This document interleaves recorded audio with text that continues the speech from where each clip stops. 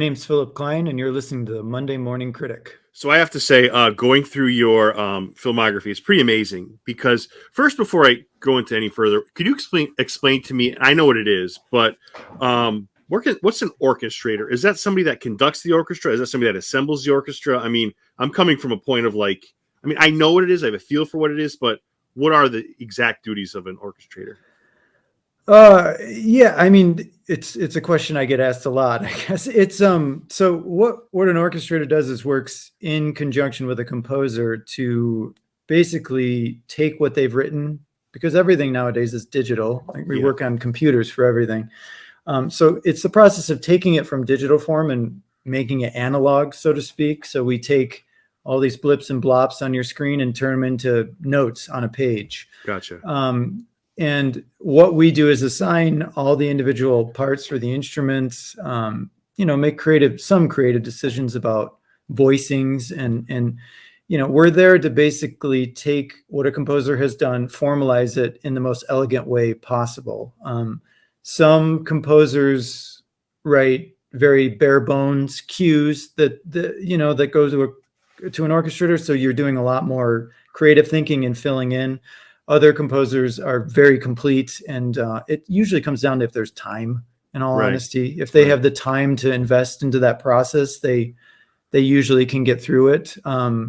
But, I've done things with composers where they're writing a whole score in 3 weeks. So they really rely on their orchestrators to help them fill out all the parts and get things ready and whatnot. But yeah, we're kind of the next step after the composer writes it. And then we orchestrate it onto a big score, get it ready for the orchestra, and then it goes off to copyists, and they extract all those individual parts and put the sheet music out on the stands for the players. Yeah, that makes sense. And so the next question is, can somebody who's an orchestrator or somebody who's composing music write an entire score and not get credit for it? So let's pretend here. Let's say I'm Hans Zimmer and there's a score for, I'll just say, I don't know, Inception. Okay. Can somebody have put together most of that and Hans Zimmer, and I'm not saying this happened, and Hans Zimmer gets all the credit? Are there situations where there are people behind the scene that do a lot of the heavy lifting and maybe aren't recognized as much as they should be? Yeah. I mean, if I'm being honest, but I will say, I mean, if you're speaking, let's say from a Hans Zimmer hypothetical, Hans is pretty good about more of what you're describing is called ghostwriting. Okay. Which is a pretty common term through all creative forms, where, and I've done a lot of that too. I think a lot of what you'll see on my IMDb credits say additional arrangements or additional whatever, music, whatever. And that usually what that is there's the big main composer. And then there's a bunch of helpers underneath that he's giving creative, he or she, they, them, they're giving creative direction to all the workers underneath. And then, they're going off and writing cues. And a lot of times, again, it's a time thing. Maybe a composer just doesn't have time to write a whole score because it's a replacement score, or they're coming in very late in the game. Orchestration, it's kind of hard these days to say that orchestrators ever write a cue for a composer. I've definitely worked on scores where all we get is a piano sketch, and it's very bare bones. We hear nothing mocked up that's orchestral, but what needs to come out of that piano sketch is a full orchestral score. So you could make an argument that maybe we're writing some there, but it's more of an arrangement than it is a writing. And I think ghostwriting is basically a bunch of composers working under a main composer. So, by the time what I say these days, it's hard to get away with letting an orchestrator do that much, is because film productions, directors, producers, executives want to hear a mock-up of those cues. And so it's very hard to sell them on just a piano, rumbling under something, be like, well, yeah, think about French horns be here and the trombones will be there and the violins will be up there. Yeah. And I don't blame them. It's just, if you're not a musician, how would you ever hear that? You can't envision that. So it's very hard to kind of get that through a pipeline in modern filmmaking. So generally orchestrators are still getting some kind of foundational mock-up of orchestral instruments in some form. It can be very bare bones, but they're generally there because the composer has to get that approved, before it gets to recording. So, I mean, you touched on ghostwriting, which is definitely a thing, and I've done plenty of it. But it was a separate process to the orchestration. Gotcha. And as you're speaking, I'm thinking like even on final products with final scores, you see many composers now I'm thinking of like Top Gun Maverick. There's a few people on that for giving credit for each track, which is unique. And as we're talking about Hans Zimmer, I'm thinking about that. Dunkirk gives too. He gives Ben Wallfish a lot of freedom and a lot of So it's funny that I brought up Hans Zimmer as a hypothetical when he's actually done exactly the opposite. He's kind of brought people in. He's given the full, hey, see what you can do. I mean, so it's just we're seeing more of that as well, Philip. Yeah, it's kind of a nuanced situation. I think in those situations they're very much a co-composer, like Pig. Pig. It's very much there's two composers working in concert to write a score. Whereas ghostwriting tends to be more of an overseer, a manager of the team, and gotcha. And so a lot of times those credits in the final credit will less be about, the front credits where you see music by Hans Zimmer, Ben Wallfish, Lorne Belf, Lady Gaga, everybody under the sun. And it's in the end roll. You'll see additional music and there will be a gaggle of composers there. And that, that can be, you wrote one cue or you wrote 10 cues. It's really, it's that those credits come at the discretion of both the main composer and the studio too. Sometimes the studio would rather just have one composer credited and take all the, the brand that comes with, Hans Zimmer's a huge brand at this point, Right. So it's kind of a weird, touchy thing. Some people don't like to talk about it. It's just the nature of what we do now that schedules have gotten so small and so compressed that you often need help. That's just the reality. It's with how fast picture turns over. Digital editing has basically rendered picture lock, defunct, because you can edit right up until they start mixing the final product in a film, which means a composer, if they're writing a score, has to be malleable to that cut changing all the time. And when you're talking about 120 minutes of score in a film, that's an enormous amount of just going back and resyncing things and checking to make sure everything is still lined up. And if it's not, you got to fix it, and that's on top of notes and writing new cues. So it's just, there's not less music in films these days. It tends to just keep getting bigger and bigger, the amount of minutes we're having to write. So I fully understand why, teams are needed in those, especially in those big blockbusters, Yeah. And I had the writer for Hoosiers on a couple of years ago, and he told me, Jerry Goldsmith for Hoosiers, that I swear this is how he said it. He said they shot the movie and then Jerry Goldsmith then scored it. But that's not how they do it now. But I mean, I almost feel like that's from the outsider looking in, from somebody who's very naive about, scoring. I certainly don't know a quarter of what you know, but that would be such an effective way to score, Philip, wouldn't it? If the movie was shot, developed, and then you handed it over to the composer, or is that just like old school rogue thinking? No, I mean, I think there's got to be a different delineation between shot and locked. Okay, yeah. Shot. Most composers, if they're brought in before they start shooting, it's purely out of maybe you have a relationship with the director. It's a film that you're working on with them, But most of the time, they're not even bringing composers in until after the film's been shot. But the golden goose for composers is getting a locked cut, so that nothing is going to be shifting around on you after you start writing. Okay. All right. That makes sense to me now. So okay. I would assume that he meant more that for Hoosiers, because Goldsmith was also at that point a giant composer. And I mean, it's the same with John Williams. There's a clause in their contract that says, I'm not scoring to multiple cuts. You give me one cut and that's the scoring cut, and then if you need to make changes from that after the fact, you get a music editor and he'll come in and make edits for you. But, for us peons, you're very much at the beck and will of an editor and a director in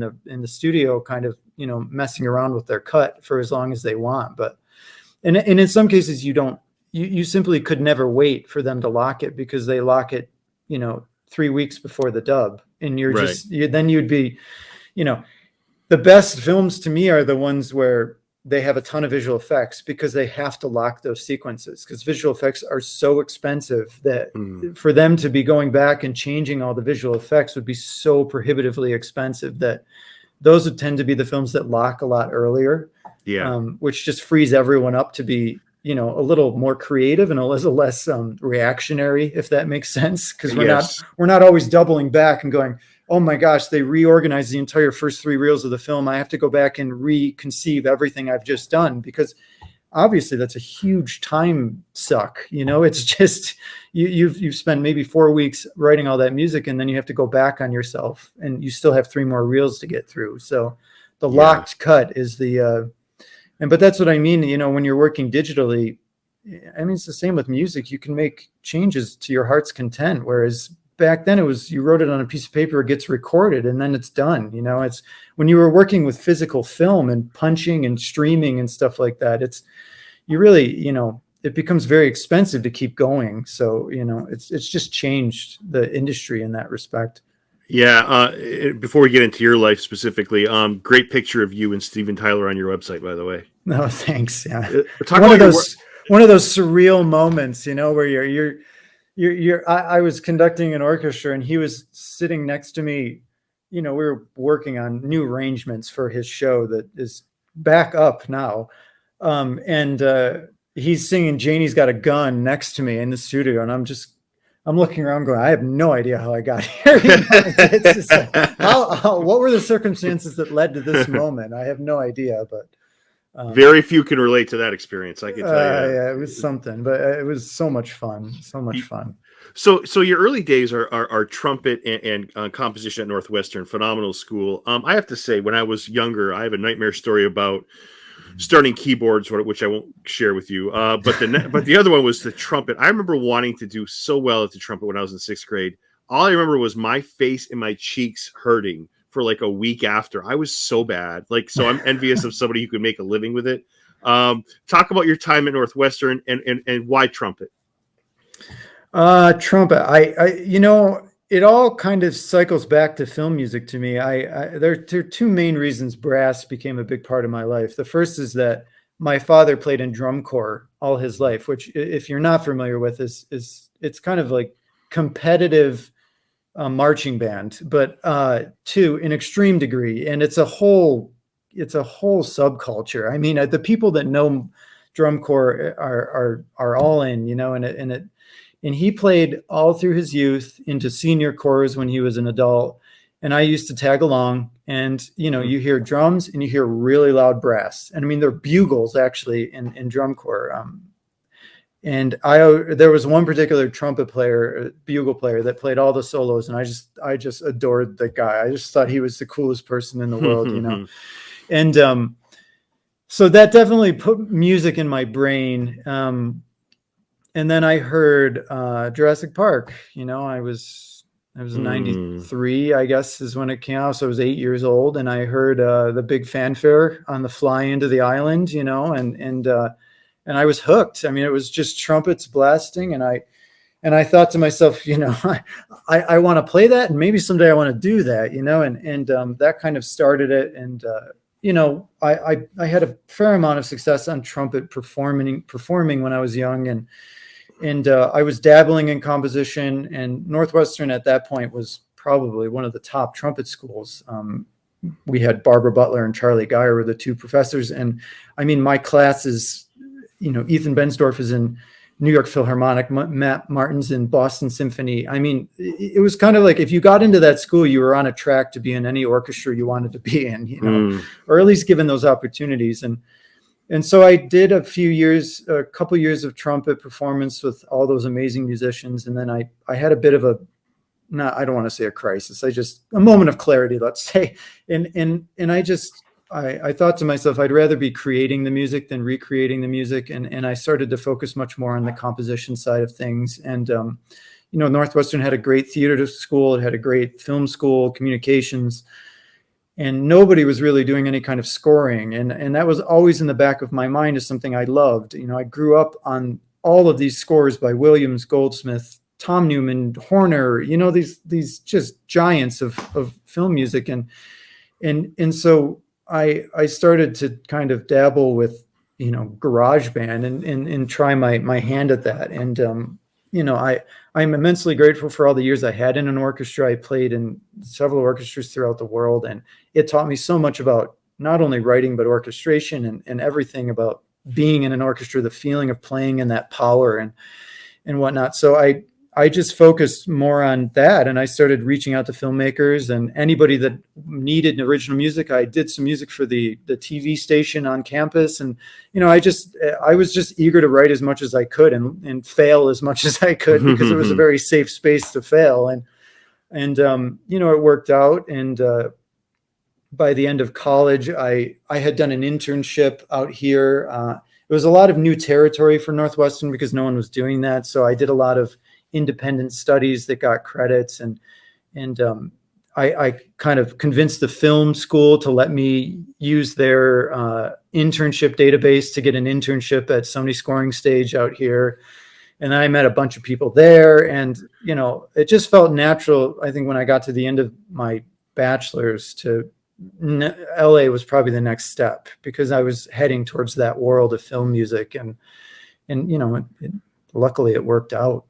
Yeah, that's an awesome story, from Jurassic Park to admiring. That's just a great story. I have an internal struggle that I can't get around, right? So people ask me who the best actor is. Without question, I think it's Tom Hanks. When you look at the body of work, it's not even close. Best cinematographer, got to go Roger Deakins. Yeah. I have an internal struggle with this next one when it comes to composers. So I love John Williams. Like you mentioned a lot of the other ones, but for me, just personally, it comes down to Zimmer and Tom Newman. Like I cannot, like, there's one week where I'm like, Newman's definitely better, and then the whole next week I'm listening to Hans Zimmer the entire week. Like that is so. And I know you're in the industry, so I don't want to ask you who you prefer, but I got to tell you, I can't figure this out. What are your thoughts on each of those guys? I mean, we kind of talked a little bit about Zimmer, but what are your thoughts about each of those guys? Well, I think both of those guys their superpower is to make you feel. Zimmer can get you pumped up like no other composer, I think, and I mean, he's also written some incredibly gorgeous music. I mean, Interstellar is amazing. I mean, the end of, Inception is incredible. I mean, incredible. And you go further back. I mean, you're going Driving Miss Daisy, you're going The Rock, the old Bruckheimer films that were even Days of Thunder, Philip, is awesome. Yeah, I mean, yes, all that stuff. Yeah, I mean, he almost, in a way, revolutionized action music in the 90s. I mean, when we get those kind of, you just want to run through a wall when you hear it. I mean, those like just unabashedly 90s action scores. Crimson Tide, Con Air, The Rock. The Peacemaker. I mean, these films are just driven, and the stakes are so much higher because of what Zimmer did to those films, which is the ultimate compliment I think you can give a composer, is they've shaped the way people experience a film. I have a soft spot for Newman. I love Hans Zimmer. I think he's incredibly talented. I would never. And I think like the way he's created a brand for himself, I mean, is unbelievable. He's not only incredibly creative, but he's also incredibly. He has a business acumen that's incredible too. He grew what he was trying to do into this empire, which is something probably most composers will never do. And then Newman is. I used to tell people, like, if you're on the verge of crying and you just feel like you need to get it out, listen to a Tom Newman score, because the guy can pull a string and it just like your heart explodes. The end of, Shawshank Redemption right behind you. I mean, the end of all the Sam Mendes stuff, the end of Road to Perdition is incredible. Great call, two great calls. And I mean, even his children's writing. I mean, the end of. Finding Nemo, or in the beginning of Finding Nemo too. It's like, are you kidding me? So sensitive, so tender, and beautiful. And to me, I think Tom Newman is one of the most talented composers too. He was one of the first ones too that got really wacky with weird sounds and stuff. I mean, you listen to Finding Nemo and I don't even know what's going on half the time, because he's got guitars doing all these weird slides and just weird sounds everywhere.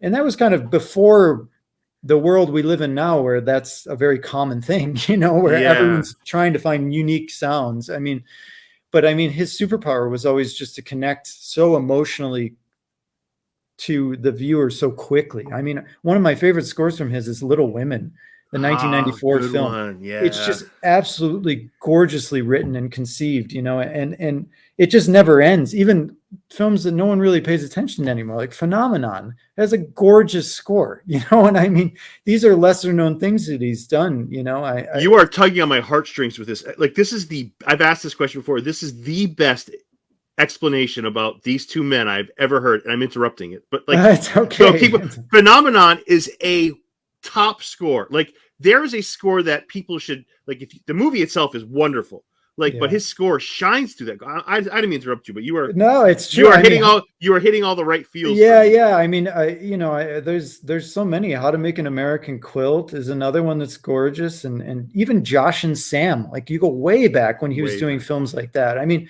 he just, for whatever reason, the chords he uses, the settings he uses are just so lushly gorgeous, and it just, I always marvel, like the end of Lemony Snicket's, there's a thing called The Letter That Never Came. Yes. And I listen to it, and there's one release that happens in the score where it feels like you're building and building and building.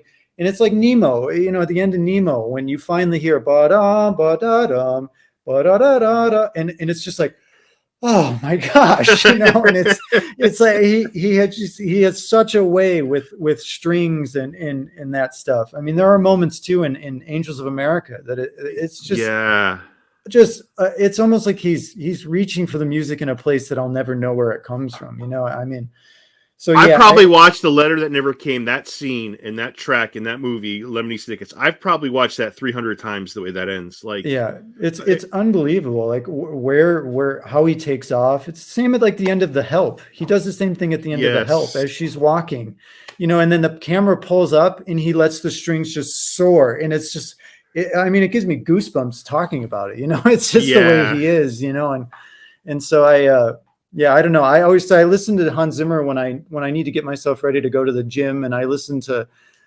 Tom Newman when I just need to relax and feel, get some feelings out, and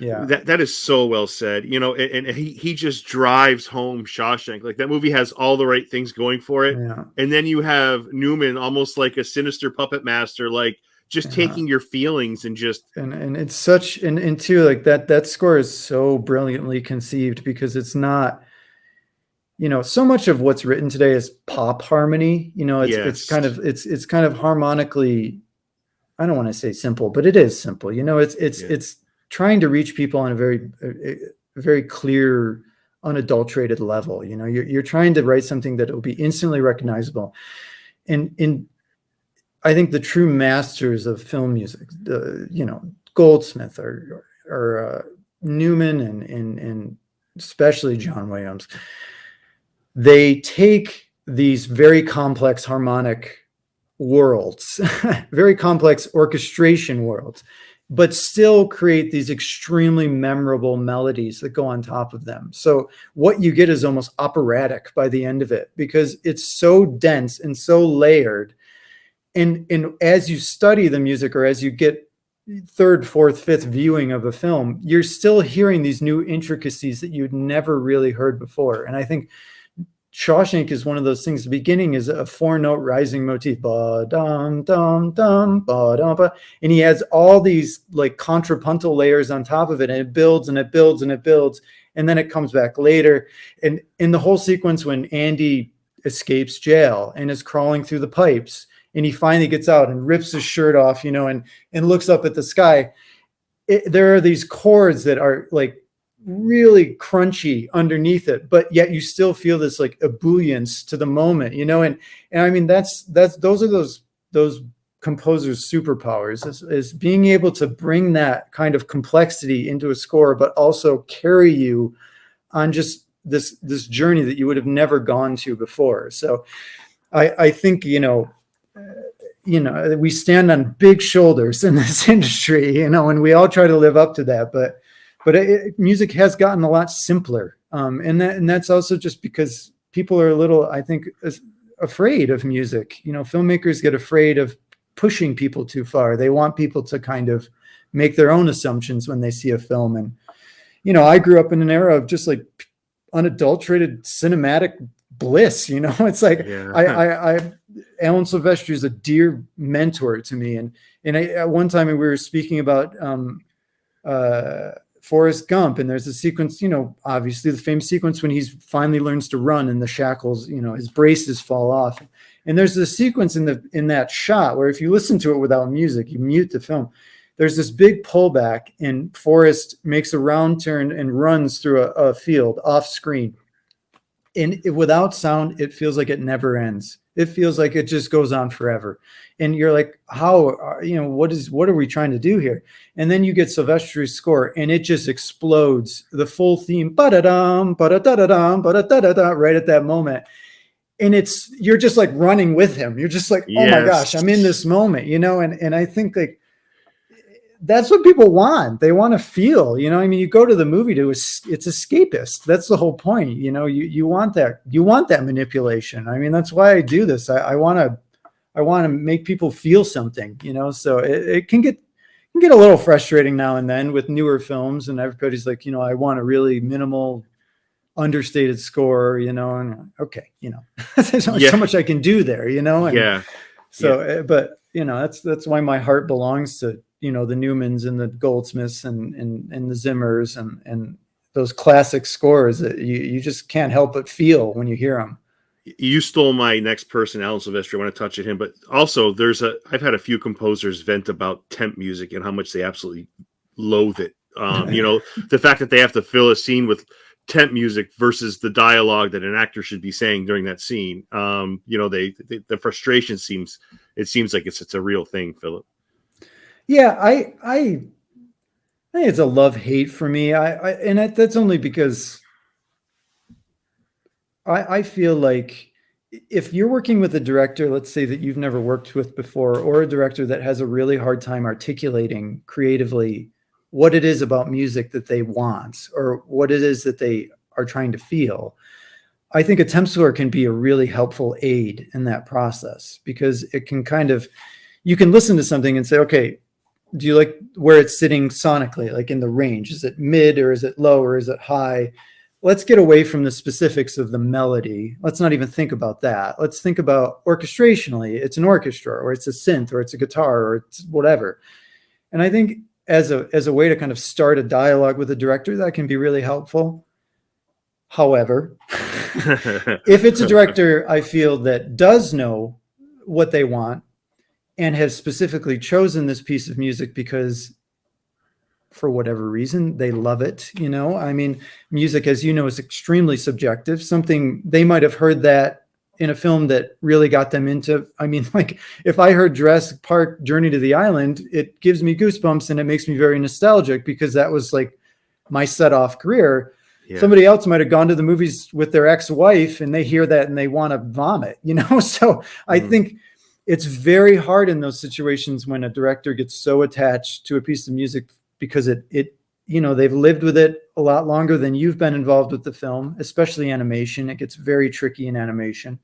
And you're fighting to kind of live up to this cue. And it's not that what you're doing is wrong. It's just that it's not the same cue, Right. And that can be a big challenge, a really big challenge.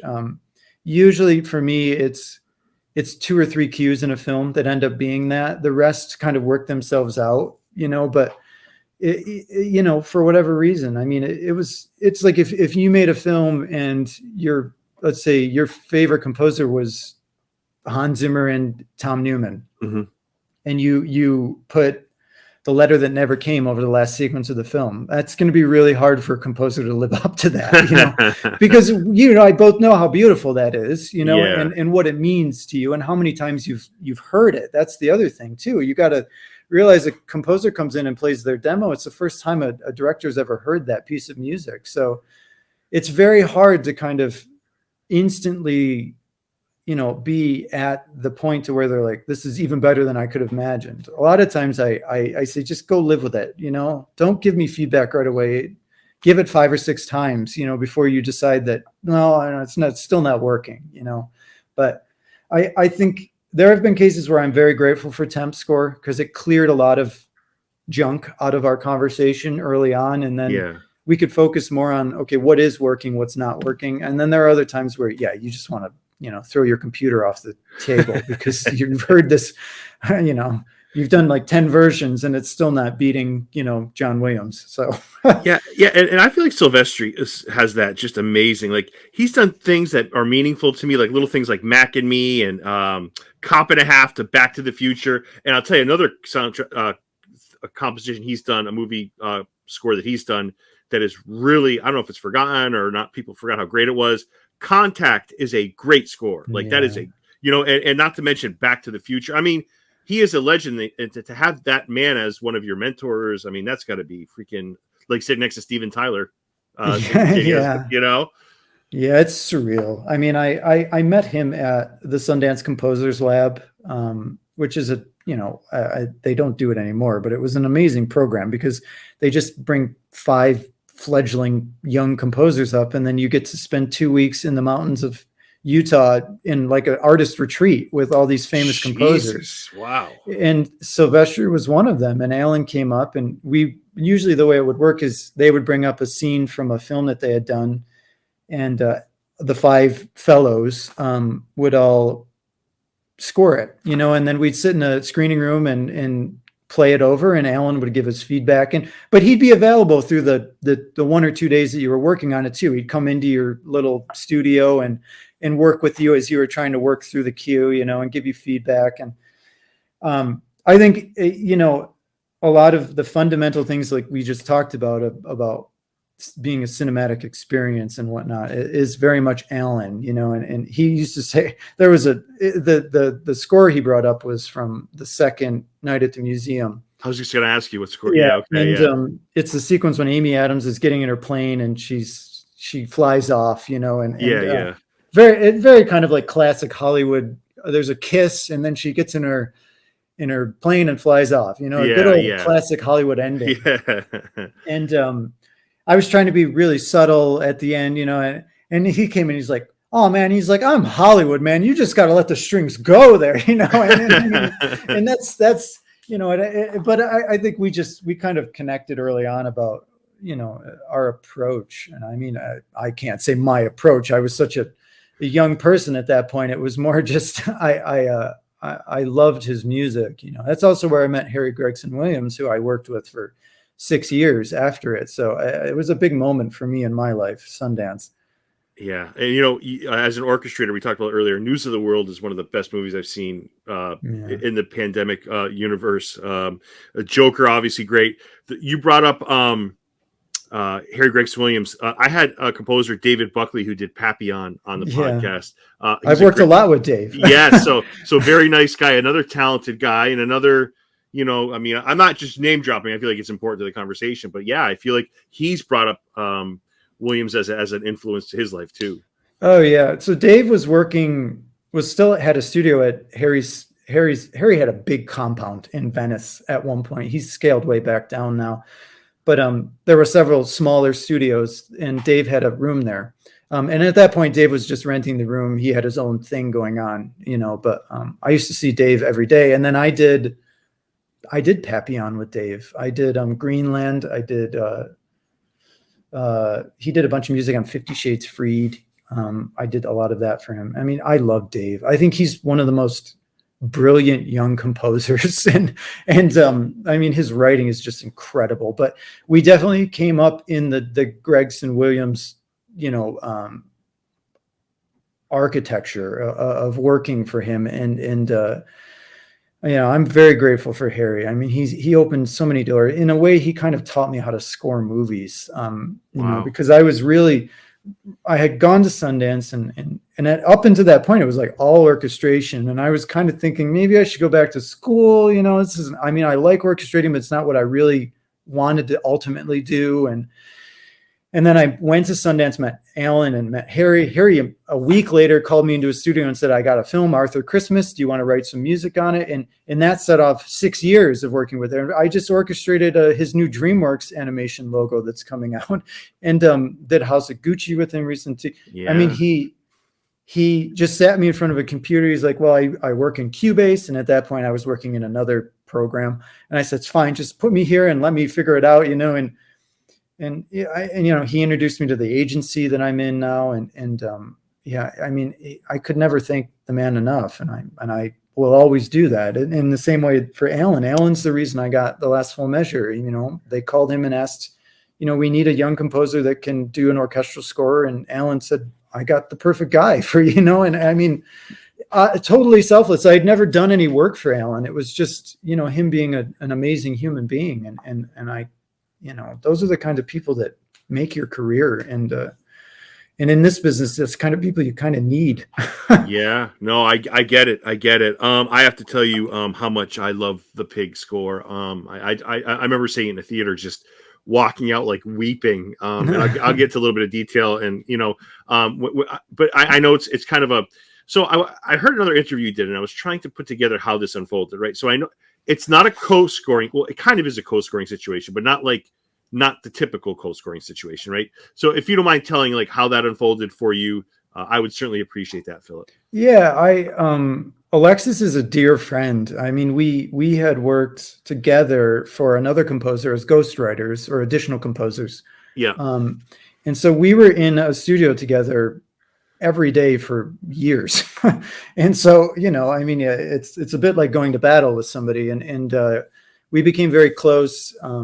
And we certainly, I think, musically are different, as all composers are. But we also fundamentally and philosophically, how we approach a film is very similar. And Alexis got hired to do Pig, went through a pretty grueling demo process to get it, and got the movie, worked on it for several months, and then had a situation come up with scheduling where it was the Pig score was going to kind of have to keep going, and he was having to go on to another project. And so he asked production if it would be okay if he had me come in to finish the score. And at that point, that score was a long process, because you saw the film. It's so subtle in the way it's constructed. The film itself too, any thing that would be out of order would throw the whole film out of whack. So, by the time I got the material from Alexis, he had gotten maybe about halfway through the score with approvals, And so I came in and expanded upon what he had done. There were some cues that he had started that then I took over. And then there were other cues that just obviously hadn't been written yet. So I will fully give him credit for, the thematic, the main, that kind of ditty at the front. He did all that. He searched and searched and searched and found all that material. And in a way, I really had the easy way on that film, because by the time I got involved, they were bought into the approach, so it was really just kind of expanding upon what he had done. He was part of the process, tangentially. Yeah. I mean, like I said, we're such good friends that I was throwing everything at him and saying, what do you think? Because it's also hard as me in that situation to come in and kind of not, get in that mode that quickly is challenging. They didn't have a ton of time left at that point either. So I didn't have a lot of time for me to kind of go into exploratory mode. I kind of had to pick right up and get into it. So, but what he gave me was incredible. And I just kind of kept that up and tried to honor as much as I could and, expand upon the ideas that I had with it. And, I think it worked out well. It worked out really well. Yeah. And I have to say, Hunting is a pretty freaking profound track. What you just mentioned at the beginning, it's just a great, I don't know, like I find myself just being moved, like knowing we were going to speak. I was doing some work and I had it playing in the background. Like it's the same kind of feeling you get with Newman or with any of these people that like just tug at your heartstrings. Like that's what this score does through the whole movie. I mean, it's not a super lengthy score. It's like 24 minutes or the ballpark, but every minute is used efficiently. There's no wasted time. There's no wasted music. Everything is important. Everything works. Everything has a purpose. And I love that. I love your score. I love it. Oh, thank you. Yeah. Well, like I said, I owe a lot to Alexis. I mean, I mean that opening cue was beautiful. And we went back and forth. In the film, it's actually a much more stripped down version than what's on the actual soundtrack. But yeah, I mean that cue, and I think the cue at the end of the film, you know, when he's doing the long walk back to his cabin is, yeah, it's very moving. But we also benefited from gorgeous cinematography, yes, an absolutely incredible performance by Nick. You know, I mean, really, in a way, you know, the fact that there is only, I think in the end, it's about 26 minutes of music is in the final film. That just speaks to the power of the screenplay and Nick's performance, really, and the directing, obviously. You know, I mean, everything kind of just came together, and the fact that they didn't need that much music to make a movie that was that moving shows you just how powerful everything was working together. You know, I think nowadays music is the crutch for so many of these big films. It's like, oh, we're not feeling enough. Let's just pour music onto it. You know, just turn it up. Yeah. I agree. Marinate the whole film in music, you know. And there's a scene for me, well, there's a lot of scenes where I get really emotional, but there's one where Alex Wolff, who plays Amir, is sitting in his car with a tear streaming down his face, and your music is coming over. Like I'm like I can't do this. Like I step away. Like it's really powerful stuff, Philip. Yeah, it's such a great performance too. I mean, in the shot is gorgeous because all you see is the reflection of his face in this one tear. I mean, it's just profound. That whole movie was profound. and it's infuriating to me. I mean, and never mind the fact that we talked earlier about Newman. You know, Newman has been nominated 15 times for an Academy Award. He's 0 for 15, which is, there's no excuse for that. Yeah. The other thing I want to bring up is on the topic of Pig is I'm convinced that the Academy voters read the synopsis of this movie. They said, okay, Nicolas Cage has his pig stolen, and they're figuring out, oh, he's probably playing this over the top. They definitely did not watch this movie. No. Most Academy Award voters, the actors, whomever is part of the Academy, did not watch this movie. They just read the synopsis, made their own mind up. This is Nicolas Cage's best work, and this is a man who's been nominated twice, won one. This is his best work ever. Like I walked out of that theater like glowing. Like he poured his heart and soul. All of you did, but like Cage left nothing left. He had nothing left at the end of this movie. Yeah. No, I mean, we all agree. I think, you know, it was a $3 million film, and there's only so much. Unbelievable.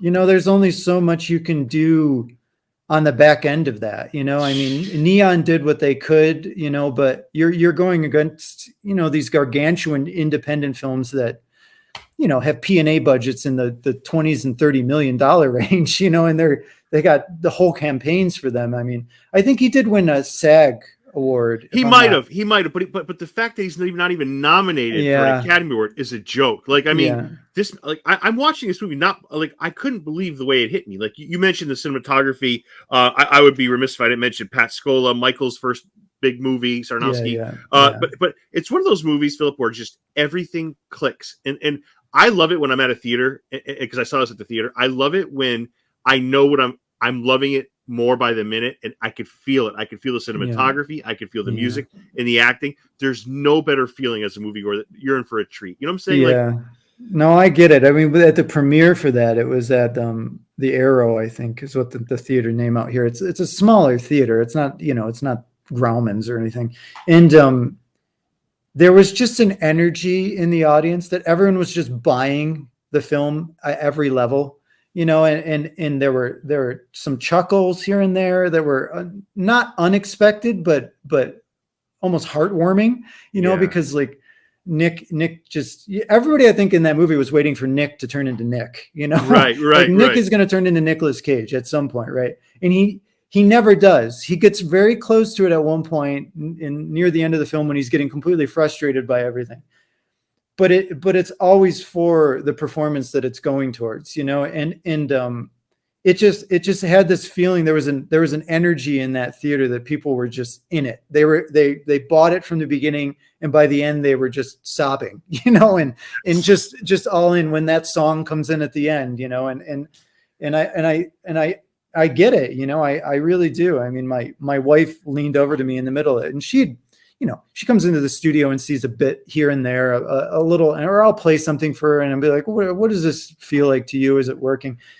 And she leaned over to me and she's like, this is an extremely good film, which doesn't happen very often. It's unfortunately a lot of bad films are made these days, but, and she was right. It's a great, and it was like 3 days before the premiere. That was when the critics were starting to see it. And it was like 100%, 100%, 100%, 100%, and everyone was like, wow, this is actually something really special, And if anybody's listening or watching this has not seen it, it's currently on Hulu. There's no excuse for anybody not to see this. And I'll tell you, there's a segment out there, Philip, whether it's a generation or a portion of moviegoers that seem to think, Nick Cage is just this guy in a meme. He's this guy that, like, this guy's a top shelf actor. And I think this is like a somebody hitting a reminder bell. Like, yeah, this is what this guy's capable of. This is what he does. Like, I agree. I agree. It was magnificent to be, a part of it and to kind of just watch it.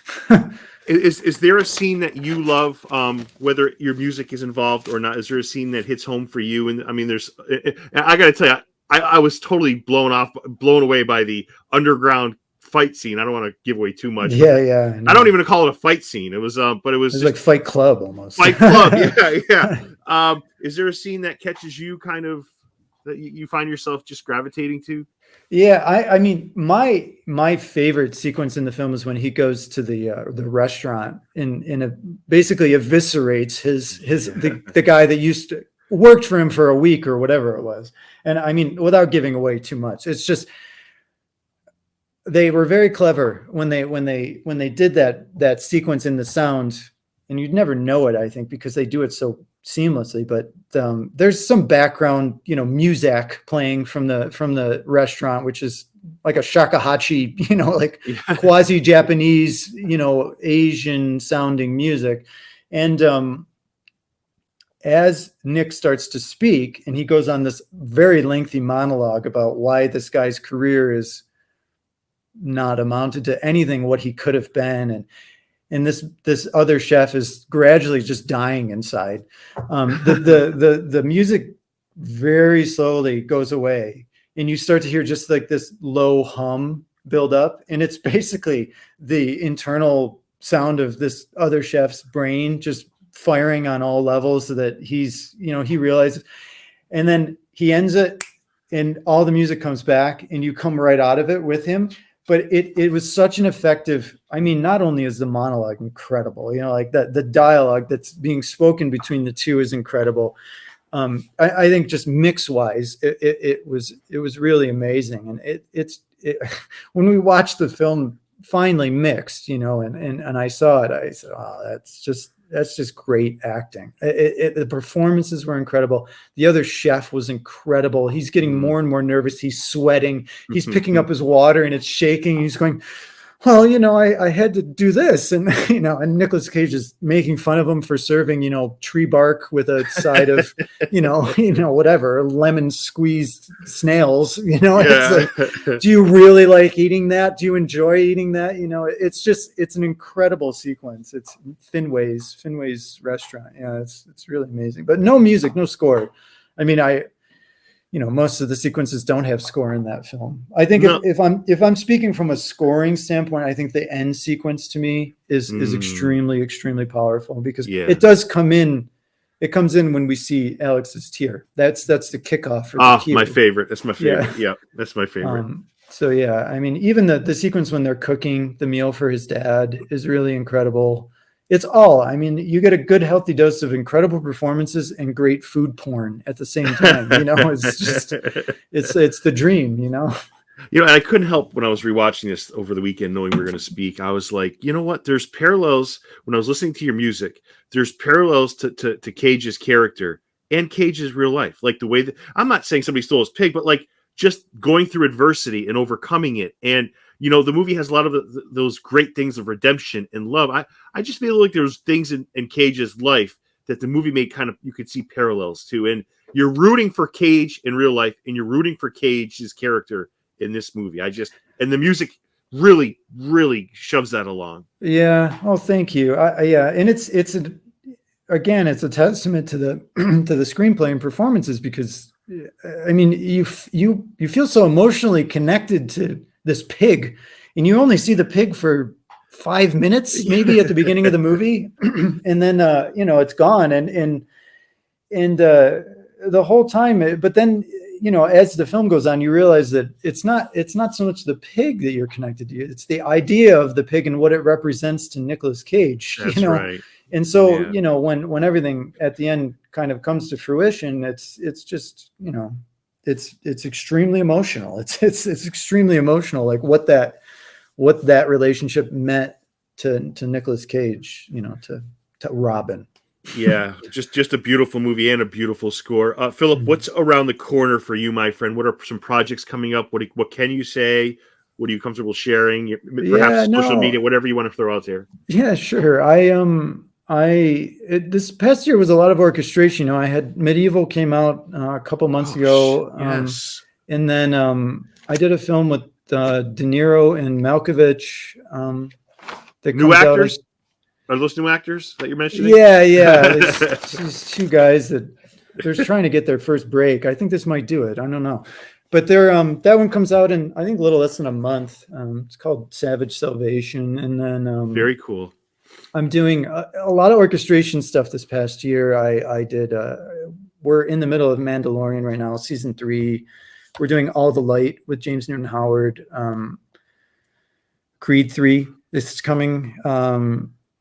Ooh, I'm psyched for that. Yeah, quite a bit of stuff for that. And then next year, writing wise, I have some pretty fun projects. One of them is the directorial debut for the producer/writer of Pig, Vanessa Block. It's an incredible script. Extremely excited. It's called They Came from a Broken World. She's so talented.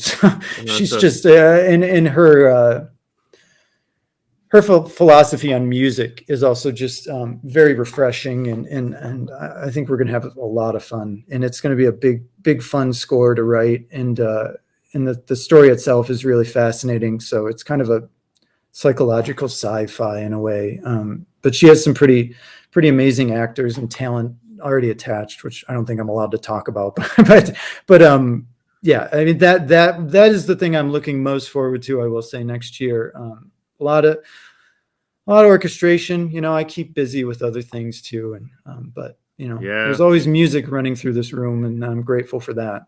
Well, that's awesome. And I can't believe it went through 53 minutes. I didn't mention this. I had Peter Yackel on the podcast. Oh, did you? I did. Gosh. How do I not freaking talk about this? No, I love the guy so much. Yeah, he's a sweet man. Like, in Medieval's, I saw the screener for Medieval. It's a good movie. It's a solid, like, Braveheart-esque movie. Yeah, it's a good popcorn film, isn't it? Yeah, it is. It's got some great fight scenes in it. Some like really original stuff. It's great cinematography again in that film. Yeah, and a great score in that movie as well. Another example of your work really in full effect. You know, thanks. Much different than Pig. Much different than Pig. A lot more minutes in that movie too. Yeah, but that's got a lot. I mean, that's got Michael Caine. It's got Ben Foster. It's got you go on and on. Till, and it's Till, Matthew Good. Yeah. That's one of those movies that's going to take people, like, once it hits, like, where it's off of iTunes and into either Hulu, people are going to like, wow, how did I miss this? Like, this is great. It's definitely a Netflix, Hulu, Friday night, watch it several times kind of film. I felt that way too. It's fun. Like, you get done, you're like, that was fun. And it's a good story. It's just fun. And I also knew nothing about, Jan Žižka when I started that. So it was interesting for me just to learn. I mean, that's the most fun part of what we do, is every score is a new world to inhabit. So yeah, for sure. But I'm glad you spoke to him. I just adore him so much. He could not have been nicer. Geez, he's just, and I mean, we worked on that together. I actually, to come full circle, I got the call to work on Medieval. I got a call from him about possibly working on Medieval. when I was in the studio with Steven Tyler. I picked up the phone and he's like, oh, he was the producer on Last Full Measure. And he said, I really like the score. Would you be up for maybe reading our script, taking a look at some photos and discussing? And I said, sure. I have no idea. He said, it's a medieval film. I said, great. I mean, it sounds very cinematic and fun. And then I we had a break and I went on and I looked and I was like, man, Ben Foster, Michael Caine, Matthew Good, Till Schweiger. I said, this is incredible. So then I came home and I wrote a bunch of demos and I said, I think the biggest thing to find on this film is a love theme. If we can find a love theme, and thankfully I found it and he hired me. So we worked on it a long time, but it was fun. I mean, I tell him all the time, just let me know when you need a composer because I will work with you every time. He's just such a sweet man. Yeah. And really loves music too. I mean, really just adores what music can do for a film, which is, the dream for a composer. For sure. And again, another movie, granted it was more than 3, but another movie working on a limited budget. Yeah. I mean, it was more, it sounds like a lot of I think it was in the 20s. I could be off, maybe a little more, but like for what he created, that's nothing. Like that's, for those types of movies, those that's like a small budget. So yeah, no, it is. I mean, when you look at kind of the visual effects and also the amount of extras and the locations too. I mean, I would never want to know what they spent on that one shot of, the old bridge leading to Old Prague for that shot in the beginning of the film, because I'm sure, they had to clear the bridge and that's a pretty popular travel destination. So yeah, beautiful. Philip, you are so talented. I hope down the road you come back on and say hello and talk about future projects. I enjoyed this so much. Thank you. Oh, my pleasure. It's anytime.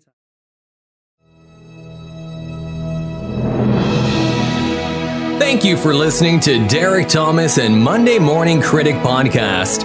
If you enjoyed this episode, you can also connect with Monday Morning Critic on Instagram and Facebook, MDM Critic on Twitter, subscribe on Apple Podcasts or wherever podcasts are found. All episodes available, www.mmcpodcast.com.